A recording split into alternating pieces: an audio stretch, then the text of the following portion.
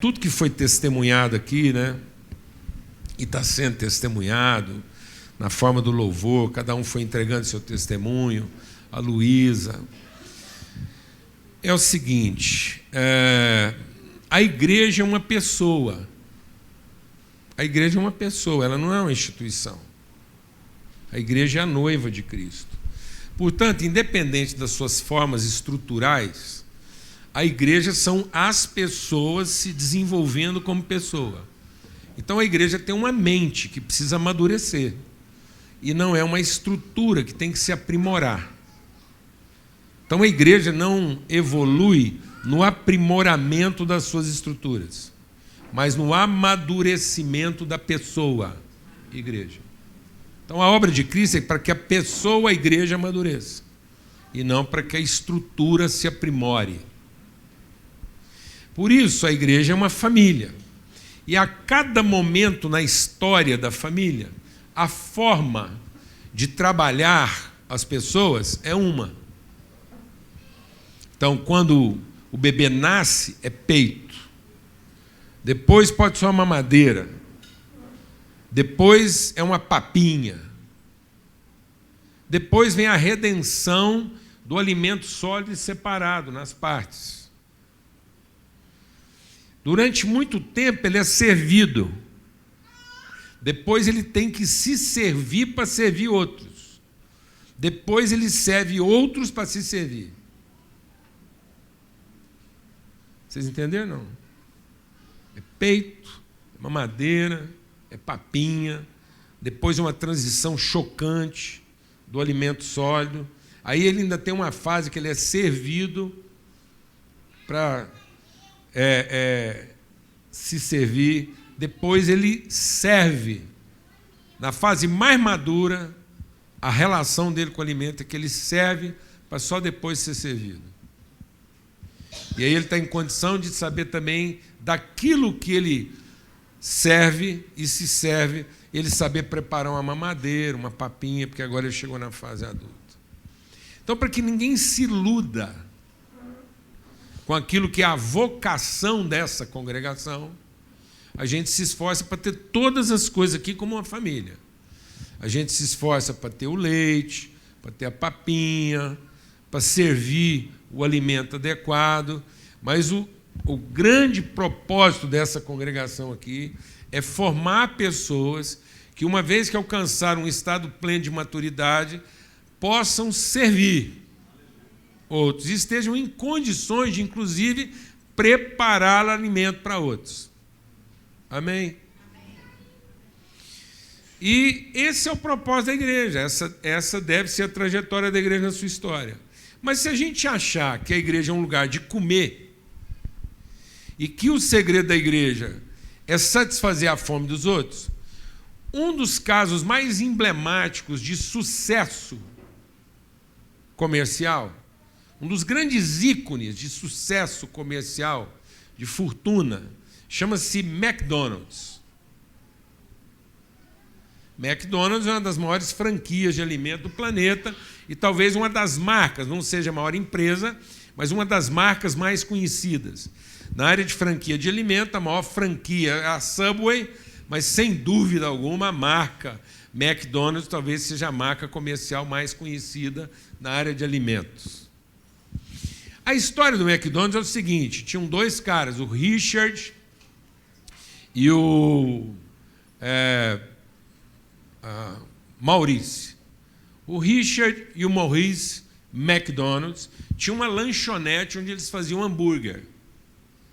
E era um hambúrguer artesanal, e o segredo deles é que eles conseguiam oferecer uma comida de qualidade a um preço baixo e que dispensava muita coisa, porque era embrulhada num papel, dispensava garçom.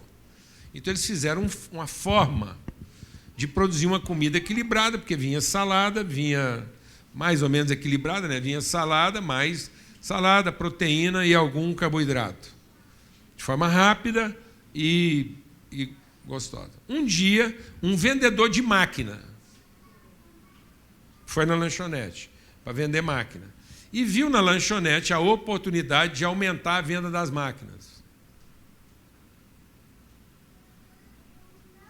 Ele não era um vendedor de comida.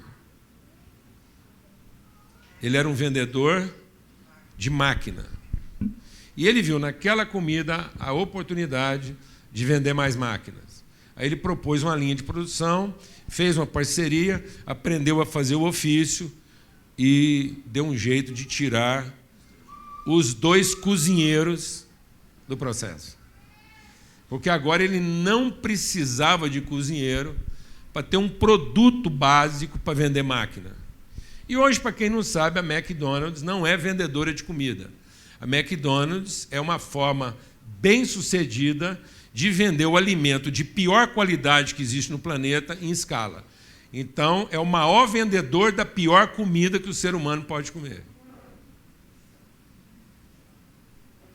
Existe o Olivier lá, que abriu um processo dizendo que aquilo nem era alimento, e a McDonald's teve que mundialmente provar que o que ela vende é comida, então ela teve que, inclusive, mudar alguns elementos do seu produto para provar que aquilo é comida.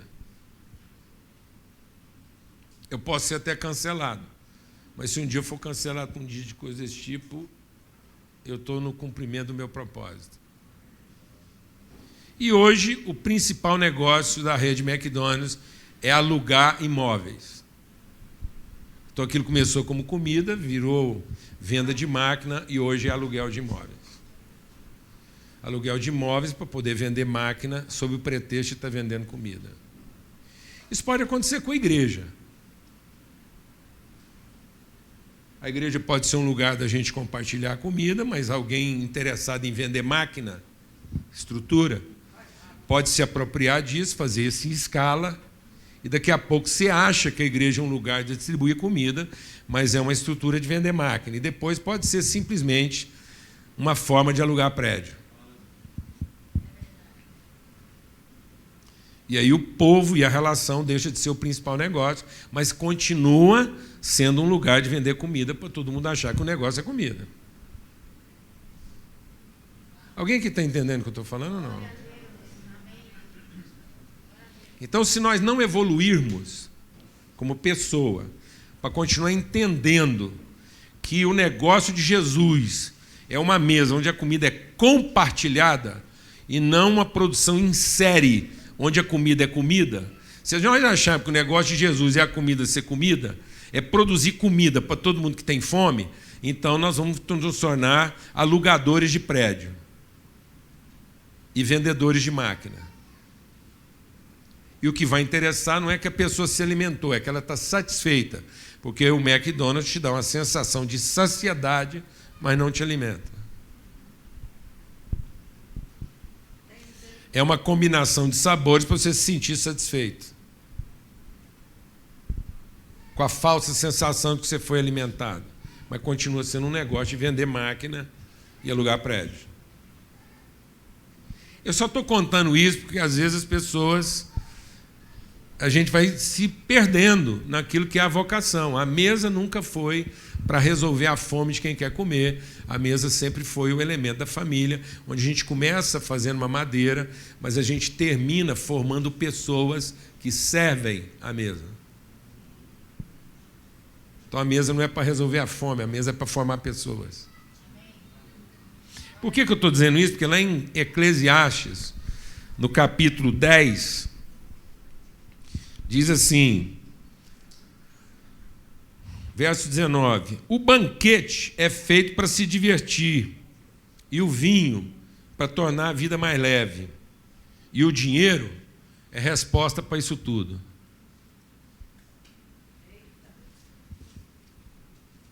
Então deixa o Espírito de Deus ministrar algo no nosso coração aqui como congregação. Deus não é resposta para tudo. Deus é direção para tudo. Por isso que Deus não responde tudo. Porque nem toda pergunta é em busca de uma direção, embora todas as perguntas estejam em busca de uma resposta. Então teve coisas que Jesus não respondeu para poder dar direção. Então não se engane achando que Deus é resposta para tudo, porque Deus não é comida para qualquer fome. Deus não é produção em escala de alimentos só para a gente ficar satisfeito. Agora eu vou te dizer o que é resposta para tudo. Dinheiro. Dinheiro responde tudo, inclusive aquilo que Deus não quis responder para dar uma direção. Então é o seguinte, se a gente não quiser uma direção de formar a pessoa, a gente vai usando o dinheiro para ter as respostas. E aí a gente pode pagar na igreja alguém que faça o trabalho por mim, simplesmente para resolver minha fome, e não porque eu quero assumir a responsabilidade de distribuir o alimento. Fala devagar, porque às vezes você não entendeu. Então, inclusive na igreja, para ter resposta para tudo, eu posso usar o dinheiro para contratar alguém que faça o serviço que me deixará satisfeito para eu não ter que assumir a responsabilidade. Então, para que ninguém se engane a respeito do que é a proposta desse lugar, aqui nós não temos uma proposta de escala para resolver a fome de todo mundo e nem ser resposta para todas as coisas. Aqui a gente tem um compromisso de buscar uma direção para que todos, em cada característica, possam assumir a sua responsabilidade. Para que, ao fim, como pessoa, a gente esteja servindo no processo o leite, a papinha, tudo. Mas o compromisso não é ter uma produção em escala de papinha, porque o compromisso é formar pessoas que sejam capazes de produzir, de entregar e de assumir a responsabilidade. Aliás, parece que isso está sendo até uma tendência mundial.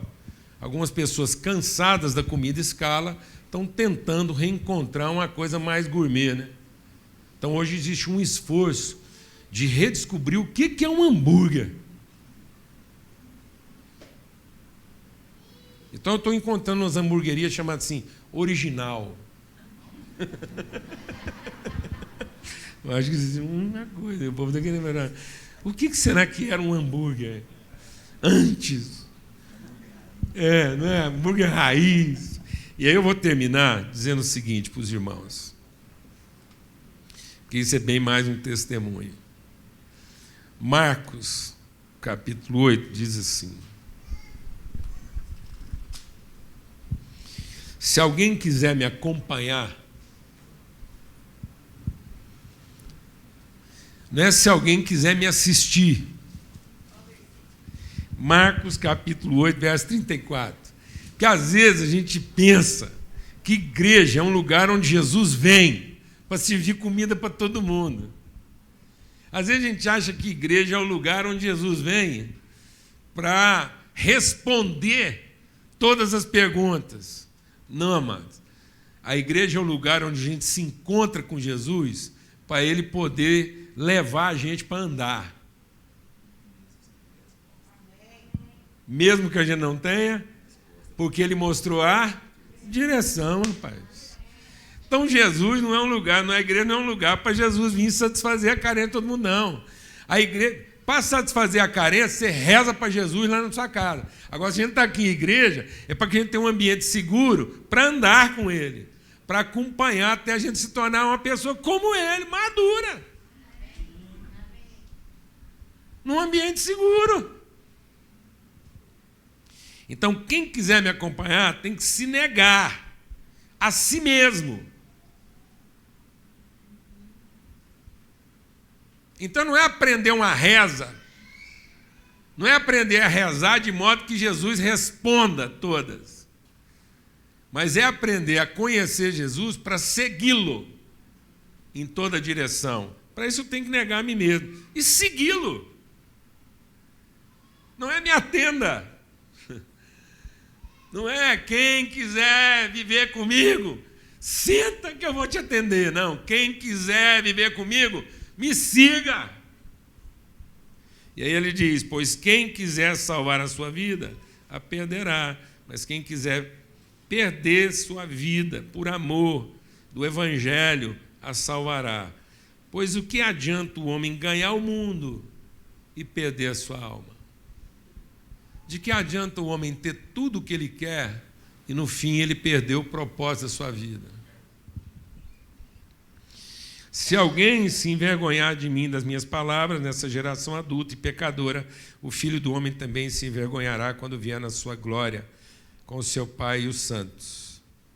Então, amados, seguinte, perder a vida não é vê-la ser tirada de nós. Tem gente que acha que perder a vida é um holocausto e não uma oferta intencional de sacrifício. Se para a gente entregar alguma coisa para Deus, isso tiver que ser tirado, não é isso, não é seguir Jesus. Então, em nome de Cristo Jesus, aprenda uma coisa. Tem gente perdendo a vida como quem quer salvá-la. Sabe o que faz a gente perder a vida? Não é perdê-la, é tentar salvá-la. O diabo não vem fazer um perdido. O diabo não faz um perdido. Sabe o que o diabo faz? Um achado, um salvo, um cara que agora, daqui para frente, vai passar o resto da vida dele tentando se salvar. O diabo, quando veio lá na tentação de Jesus, ele não ofereceu perdição. O diabo não chegou lá e falou assim: por que você não blasfema? Por que você não xinga um palavrão? Por que você não manda todo mundo? Eu posso falar porque o horário permite, não é palavrão. A merda, porque isso é uma das formas de dizer outra coisa. Por que você não fica enfesado? Aí você entendeu. Por que você não blasfema? Por que você não dá um grito? Por que você não diz, e aí? Por que você não se droga? Não. Sabe o que o diabo ofereceu? Por que você não usa comida, o seu poder, para fazer uma comida para você? Por que você não usa a sua capacidade criativa para ter tudo que o mundo pode te oferecer? E por que você não usa a sua autoridade espiritual para se proteger? Então o diabo vai corromper a nossa vida oferecendo o quê? Salvação. Porque a forma mais fácil de perder a vida é tentar salvá-la. E muita gente está perdendo a vida como quem quer salvá-la. E, na verdade, a gente só salva a vida quando sabe entregá-la. Quando dá a ela o seu verdadeiro sentido. Deus não quer que você seja pobre. Deus quer que você seja próspero. E só tem uma coisa pior do que o pobre: é o mesquinho. E muita gente está se perdendo na sua mesquinhez. Então, não perca a sua vida como quem quer salvá-la, mas salve a sua vida como quem sabe perdê-la. Vou repetir. Não perca a sua vida tentando salvá-la, mas salve a sua vida como quem sabe perdê-la. Amém? Deus não é resposta para tudo. É direção para todas as coisas. Se você quer resposta para tudo, continua procurando o que a maioria está procurando: dinheiro. Dinheiro é resposta para tudo. Porque quando a pessoa tem muito dinheiro, ele não precisa fazer perguntas. E não precisa fazer perguntas porque ele nem precisa ouvir perguntas. Ele não precisa ter respostas, porque ele tem dinheiro. E o dinheiro é a resposta para tudo. Então, cuidado, amém? Então, não se confunda com aquilo que a gente está querendo fazer aqui, na área do ensino, da comunhão. Amém? Esse é o meu testemunho. Amém. Aparentemente, eu vou fazer uma ruptura no que o Paulo está falando, mas não é. Você vai entender isso daqui a pouquinho. Continue em Marcos aí. E abre no capítulo 4, por favor, num texto que vocês conhecem, assim como eu, demais, e aí há o perigo exatamente nesse sentido. Repetindo, parece que eu vou cortar, não vou. Só fique atento. Para ser servido. E se possível, bem passado. Amigos, capítulo 4. Marcos, capítulo 4. Diz assim: novamente.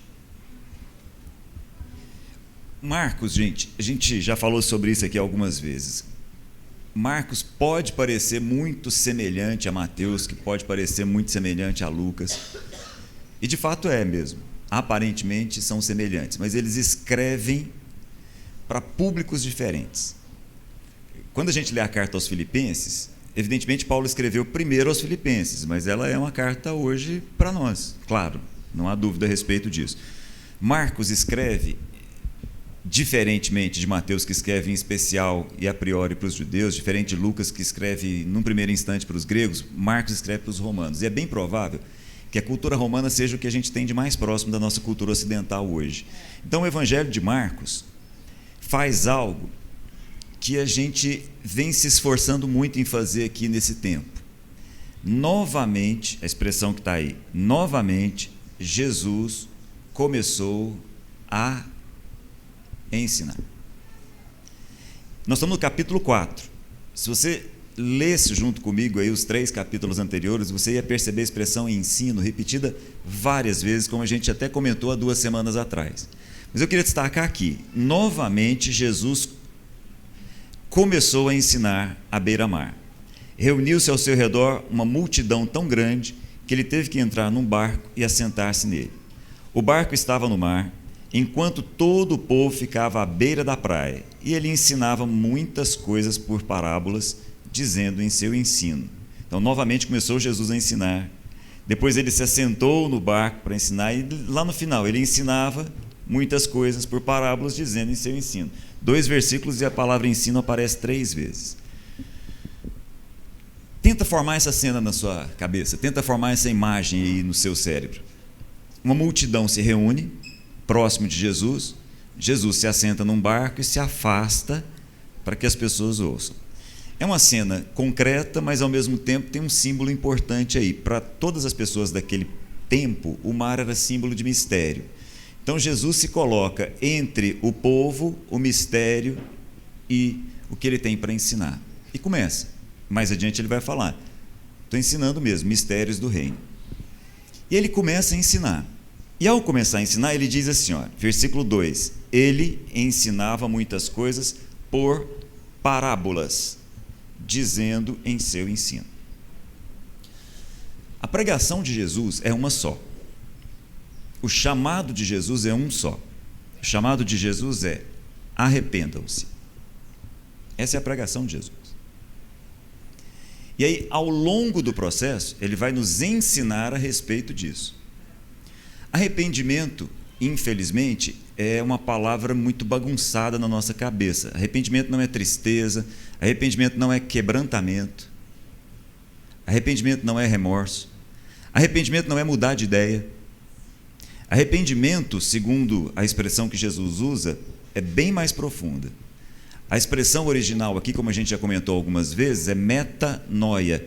Meta é de onde vem metafísica, de onde vem metamorfose, de onde vem metaverso. E noia, de onde vem paranoia, é mente. Então o que Jesus está propondo é de fato uma transformação do entendimento, e essa é a pregação de Jesus, e essa é a salvação, a transformação do nosso entendimento. E aí, para produzir uma metanoia, Jesus traz uma interessante isso, Jesus traz uma metáfora, ele traz uma parábola.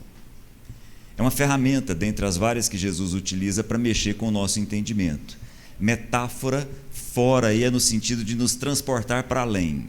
Então, do mesmo jeito que metanoia é no sentido de levar a nossa mente para mais adiante, para além, Jesus vai utilizar uma metáfora para nos transportar para além com uma imagem.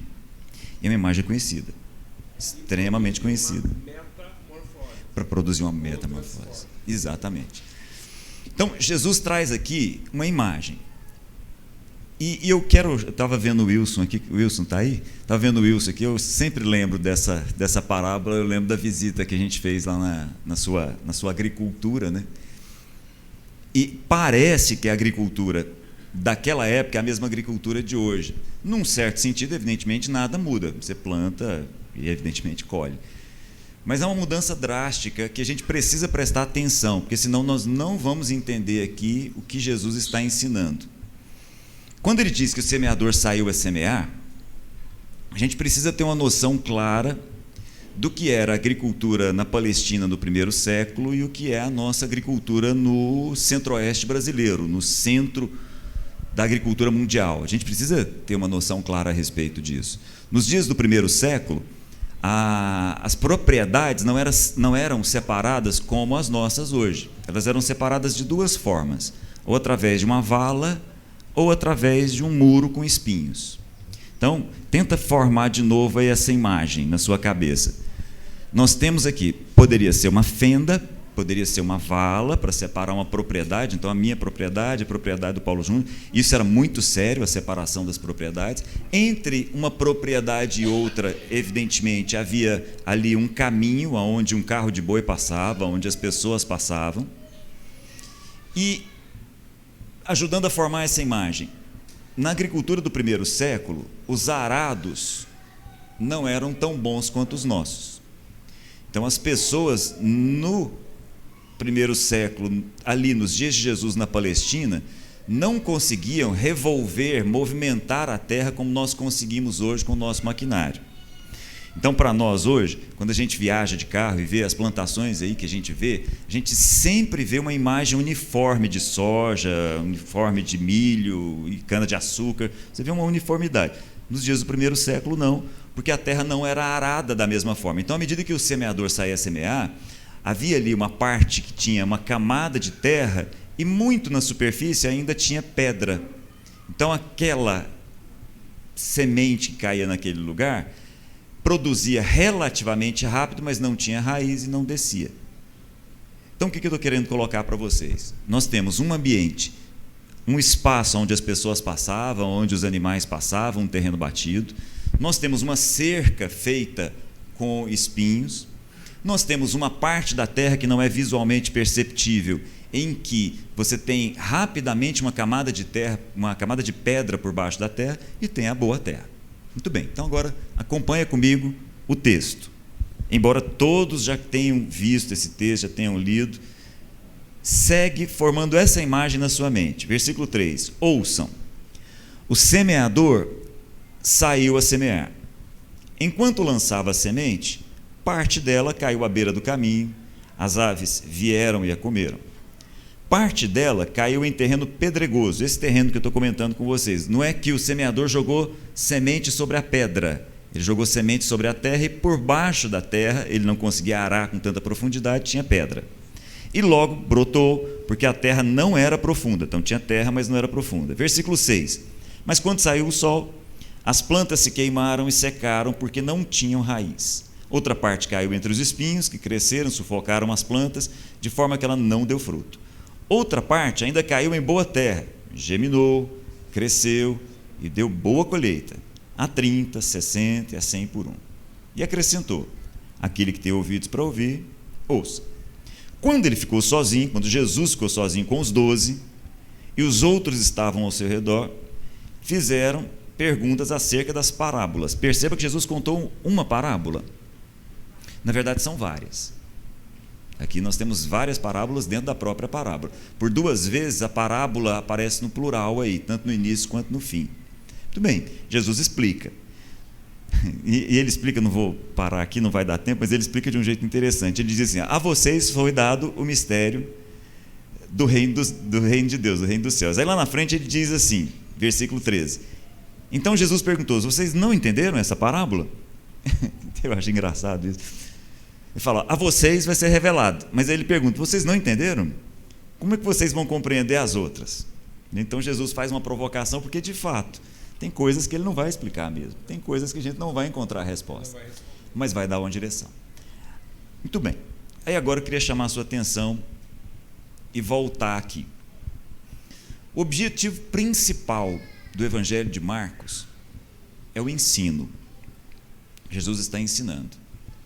E agora Jesus vai fazer aqui uma metáfora com o seu ensino. Jesus está ali, afastado num barco, ensinando as multidões. E o ensino chega para todas aquelas pessoas. Chega para os 12, chega para os 70, chega para a multidão. Como é que o ensino de Jesus chega às pessoas? Jesus vai dizer para a gente. E aqui eu queria abrir um parêntese. O que o Paulo Júnior compartilhou aqui agora há pouco foi um ensino. Como nós temos sido ensinados aqui. Nós temos sido ensinados a respeito de família, nós temos sido ensinados a respeito de trabalho, nós temos sido ensinados a respeito de ser igreja. É um ensino. Ensino de Jesus a respeito de responsabilidade, ensino de Jesus a respeito da eternidade, ensino de Jesus. Então nós temos sido ensinados nesse lugar, esse é um ambiente de ensino. Deus tem sido gracioso conosco nesse espaço aqui, nos ensinando. E o que pode acontecer com o ensino de Jesus? Na minha vida, na sua vida. Ele vai dizer para a gente assim, olha, o semeador semeia o ensino. Se você quiser traduzir assim, o semeador semeia a palavra. A palavra aqui não é a Bíblia não, tá, gente? É o ensino. Então entendam, Jesus, o semeador, saiu fazendo o quê? Ensinando. E aí, as pessoas todas, aquela multidão, nós aqui, recebemos o ensino de Jesus. E ao receber o ensino de Jesus, algumas pessoas são como a semente que caiu à beira do caminho. Então nós somos ensinados a respeito de ser igreja, como Paulo Júnior compartilhou aqui agora há pouco. E algumas pessoas vão receber esse ensino. Alguns de nós vão receber esse ensino como um ensino semelhante a uma semente que cai à beira do caminho, naquele lugar onde o carro de boi passa, onde as pessoas passam, naquele espaço entre duas propriedades. Como a terra é batida, como o coração ali é duro, como o coração daquela terra é duro, como aquela terra não permite, em função da sua dureza, que a semente possa penetrar, rapidamente as aves do céu vão lá e retiram. E o que Jesus está dizendo é o seguinte: essas aves do céu representam o maligno. Então o maligno vai lá e retira. Assim como todas as outras, isso não significa dizer que não haja responsabilidade. Não é o fato de que o maligno retirou a semente que não haja responsabilidade com relação a essas pessoas. Porque Jesus está falando de pessoas, ele não está falando de semente, ele não está falando de terra. Ele está falando o seguinte: algumas pessoas são como. Depois ele fala, outras são como. Ainda outras como. E por fim, há uma última que é como. Então, nós estamos sendo comparados a um terreno, que pode ser esse. Também pode ser um terreno muito interessante, que é aquele que tem uma camada de terra por cima, mas tem pedra por baixo. E aí, essa semente, embora comece o seu processo de germinação, segundo Jesus, não tem raiz em si mesmo. Então, olha só o versículo 14. Outras pessoas são como a semente lançada em terreno pedregoso. Ouvem a palavra e logo a recebem com alegria. Então, nós estamos sendo ensinados aqui. Algumas pessoas se alegram com esse ensino. Algumas pessoas ouvem o que nós estamos compartilhando com vocês a respeito de trabalho, a respeito de família, e se alegram, falam, não, isso faz sentido. Isso para mim mudou tudo. E saem daqui alegres com esse ensino. No entanto, interessante isso. No entanto, esse ensino, ele é diametralmente oposto ao ensino do mundo. Eu me lembro, alguns dias atrás, a gente vem reforçando isso, a maior maldade do maligno é o engano. Então, quando nós temos a recepção em nós de um ensino, e aí quando nós temos esse ensino sendo confrontado, porque olha só o texto, quando surge alguma tribulação ou alguma perseguição por causa do ensino. Você recebeu um ensino aqui, e aí você é confrontado com esse ensino. E ao ser confrontado com esse ensino, se você não tiver profundidade, você não vai aguentar. A sua alegria vai ser muito rápida e muito rapidamente você vai abandonar o ensino. Então perceba, há uma primeira possibilidade. Algumas pessoas recebem o ensino e o ensino é retirado. Há uma segunda possibilidade. Você recebe o ensino, mas o ensino é abandonado. E abandonado quando? Quando ele é confrontado. Porque há um outro ensino. E aí, quando esses dois ensinos são colocados um na frente do outro, pode ser que alguns abandonem o ensino que estão recebendo aqui. Mas há uma outra possibilidade. Deixa eu olhar para o tempo aqui. Há uma outra possibilidade. Há aquelas pessoas que são como, versículo 20, outras pessoas são como, 20 não, 18. Outras pessoas ainda como a semente lançada entre os espinhos. Então, algumas pessoas vão receber o ensino. E esse ensino vai cair numa terra que é boa.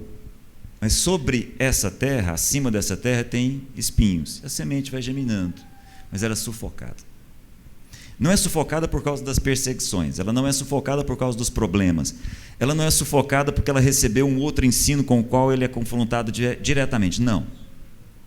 Essa outra possibilidade é um confronto porque as preocupações dessa vida, o engano das riquezas e os anseios por outras coisas tiram o ar, sufocam o ensino. Então há uma possibilidade, o ensino pode ser retirado pelo maligno, o ensino pode ser abandonado, o ensino pode ser sufocado. Nós estamos sendo ensinados, gente. Nós todos aqui estamos sendo ensinados. Ao sair daqui, você vai sair com uma palavra de ensino, como nós recebemos agora há pouco. Essa palavra pode ser retirada dos nossos corações, essa palavra pode ser abandonada literalmente, essa palavra pode ser sufocada, mas ela também pode germinar. Ela também pode gerar frutos. Frutos que alimentam outras pessoas. Não são frutos, gente, é importante entender isso. Não são frutos, não são frutos. É ótimo, né? É isso, porque quando a gente olha os frutos do Espírito, a gente ingenuamente olha lá e fala assim: o Espírito produz paz. E a gente acha assim, o Espírito vai me dar paz. Não, o Espírito vai nos tornar paz para outras pessoas. A pessoa, ela gostou do lugar que ela comeu, falou: vou voltar lá para comer de novo, né? Não, o ensino que frutificou é para que você agora produza alimento onde você está. Oh, Deus. Eu respondo o apelo. Amém. É isso. Você fez o apelo, eu estou respondendo. Eu quero ser essa terra aí. Amém. É isso. A gente sempre esquece, tem essa quarta possibilidade. A quarta possibilidade é a terra, olha no texto, que aceita o ensino. Isso. Está aí no texto. Há aquelas pessoas que correspondem à terra que aceita. Gente, a grande dificuldade que a gente tem não é de entender. Isso é bobagem. Tem muita coisa que a gente não vai entender. Nossa dificuldade está em aceitar. Aceita, meu irmão, junto comigo. Aceita o ensino que você está recebendo nesse lugar. Aceita o ensino a respeito de responsabilidade. Aceita o ensino a respeito de ser uma pessoa que assume no espaço onde Deus te coloca, ser a pessoa que você de fato está ali para ser. Filho, em nome de Jesus, não deixe o ensino que você tem recebido de Jesus ao longo dos anos, ao longo dos milênios, ser algo que o maligno leva, nem algo sufocado pelas preocupações dessa vida, sufocado por outros desejos, sufocado pelo engano da riqueza. Não deixe que o ensino que você está recebendo aqui seja algo, simplesmente algo que é abandonado, deixado, mas que seja algo que você aceite. Amém? Ó, e eu sei que nós estamos no horário, né? 12, 1. Ó, até bom falar de horário, que agora o nosso encontro é 10h30, até meio-dia. Então é o seguinte, e dentro disso que o Cláudio está compartilhando, de tudo que foi ministrado aqui, desse ensino que recebe, entenda uma coisa. Quando Jesus fala assim, nenhum daqueles que está na minha mão eu vou perder. Então Deus só tem compromisso de não perder o que está sob a direção dele. Porque ele tem um trabalho de semear. E sabe por que ele semeia para todos? Para que todos estejam indesculpáveis. Porque tem gente que acha que nós temos que ter a ansiedade de, ao semear, não perder ninguém. Não, nenhum dos que aceitaram se perderá. Agora, o percentual de perda é grande. É 75%. Então, são 3 de 4. Agora, Deus não está lá estressado, perdendo o sono, tentando salvar. Não, Deus ofereceu salvação para poder direcionar. Então, a salvação foi oferecida para todos. E aqueles que aceitam a salvação, ele vai direcionar para que eles possam produzir a 30, a 60, a 100 por 1.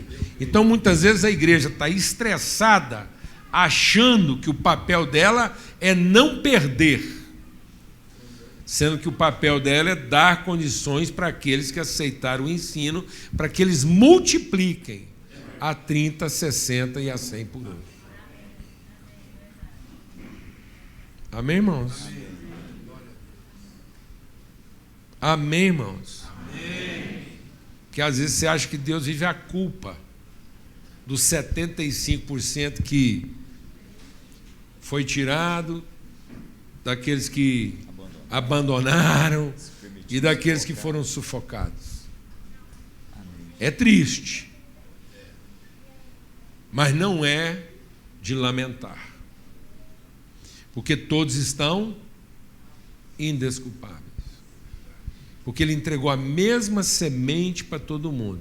E se a gente fica na preocupação de não perder, a gente começa a selecionar a semente. E nós temos que entregar a mesma semente para todos, inclusive aqueles que vão perder, ser roubados, aqueles que vão negar e aqueles que vão ser sufocados. A mesma semente. Amém?